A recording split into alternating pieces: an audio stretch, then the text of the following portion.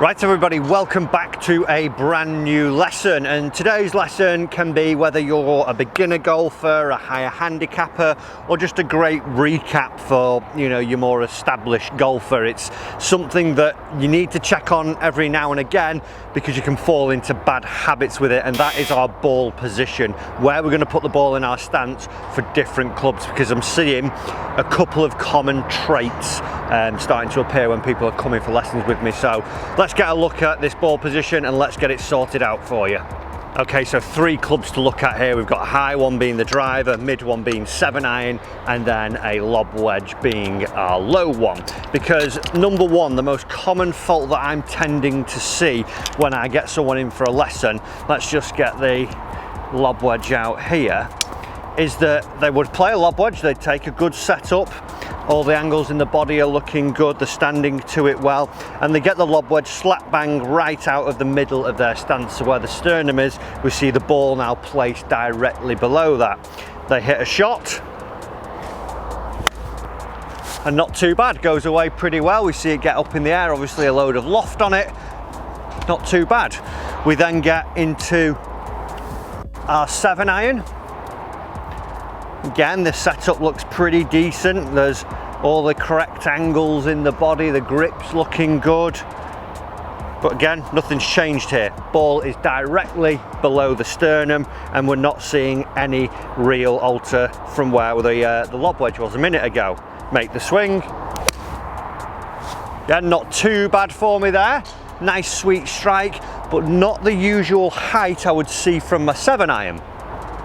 Then when we fire up to a driver, setup's looking pretty good, grip's looking good, ball position hasn't changed again. And when I would deliver this driver now, one of the big faults that we might see is that I get too steep on it because it's too far back in my stance. If I do connect with this driver, it might lead to me actually trying to back up to allow me not to get it skied and out the top of the driver because of where it is in my stance, and we might see quite a low flight. So there I've had to move back to try and get that contact, and it came out super low as I hit that one. The other faults I'm seeing are real extremes when we start to actually get the ball in position where it's either too far out in front with the driver in an aid to try and help it up, or then when we get into the 7-iron, what we're seeing is that the ball position is really far back out of the stance. So all these things are going to have effect on the club. If the ball is too far forwards up our stance, if we think of where the middle of my body is now, if I move the club forwards, we can see it's looking up into the sky a little bit more. If I move the club back from the middle of my body, it's starting to look down at the ground a little bit more. So you're not altering not only the ball position, but you're altering the loft that you will deliver to the club. So we've got to make sure we're getting the correct loft presented to see that we get the right flight on there.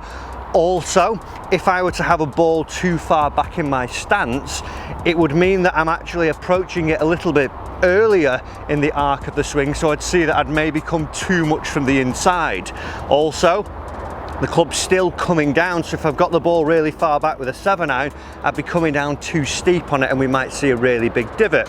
And again, vice versa, if it's too far forwards, I might be too shallow and not seeing that I'm getting down, getting ball then turf. I might just be rising up, and also the arc is starting to move left, so I'd be swinging a little bit more out to in when I can connect with the golf ball. So we've got to make sure they're in the right position.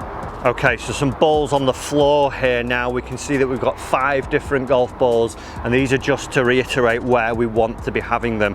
I've got this club down on the floor to show me the middle of my body each time, so where the low point of the arc would be, and then we're going to work it from there. There are circumstances where you might need to alter this, if you're in a bad lie or you need to hit it higher or lower, then your ball flight would change, your ball position would change. But this is just a baseline guide for where we want to see it if we're just on a standard shot.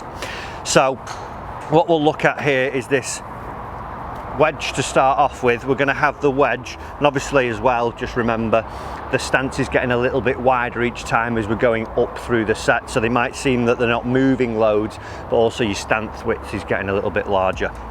So when we get wedging, what we want to see is that that ball is directly below the sternum, because when we shift forwards now, we're going to see that we create a good ball then turf contact. So I'd have that directly. If we say sand wedge or pitching wedge is your highest club, that is going to be the one that is bob on with your sternum here, right out of the middle.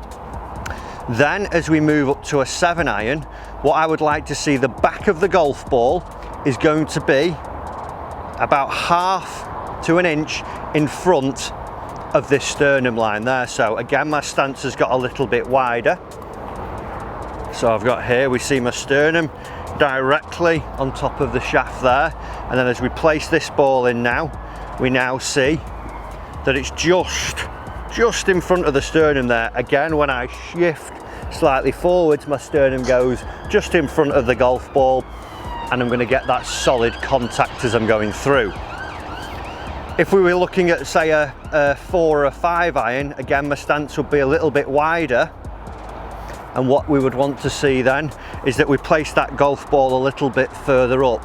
If we think of it, we've got 13 clubs ideally that we've got to get in roughly about 6 inches from where your sternum is to your lead foot is probably going to be your widest, about 6-ish, maybe 7 inches. And you've just got to get those 13 clubs in there. So it's generally 1/2 inch for each club as you're going up. So as we see there now, I'd have my 4 and my 5-iron. And I've gone a little bit wider again, sternum's directly over the shaft here. I've moved the ball about an extra inch up because I've gone 2 clubs up, and you would see now it's just inside my thigh line, just towards my lead pec there. Again, when I come to shift forwards, I'd be pretty much on top of it with my sternum and see that I get a little bit more of a graze, not as much as a big divot as I'm going through. Then if we worked up into a wood, what we would see from there would be that if I were to play a 3-wood or a hybrid, we'd notice that again, stance has got wider, sternum stayed over the shaft on the floor here, and the ball is just behind my lead heel there, so just ever so fractionally behind it. I'd say maybe 1/2 inch tops there. And if this is for my, like I say, fairway woods or hybrids, and this is allowing me to get a really neutral hit on the ball as I go through. Then when we get up into the driver, we'll place that one in. What we'd like to see, and dependent, like I say, on your golf swing and what you're trying to do, again, sternum directly on the shaft, club in front there, and notice how the ball is just now running into my lead heel there. You might want it on the big toe or on the point of your shoe, but what we see is now that I get the ball there. This is going to allow me as I shift to get this upwards attack on the golf ball, get a good centered strike and deliver the correct loft throughout the strike. So I'll just pick one away. So we can see it now, sternum's on the cane, just in front of the heel. Lovely strike, and up and off we go. A lot better than the driver I had when it was back in my stance, because I was having to alter how I was hitting it. So like I say, a bit of a recap lesson there for any golfer to see that you are getting the right position with your ball position as you're going through the set. Have a little run through, check yours. Like I say, it's something that people just fall into a trap with, so make sure you've checked it and you're doing the right things. Hopefully you are. If not, follow those guidelines and we'll see that you're getting the most out of your golf swing then. Guys, I hope you've enjoyed this lesson this week. If you have, do remember hit the like button in the corner there, and remember to subscribe. It's totally free. You're gonna get free golf lessons all the time, so why wouldn't you do it? Thanks for watching, and I'll see you in the next lesson.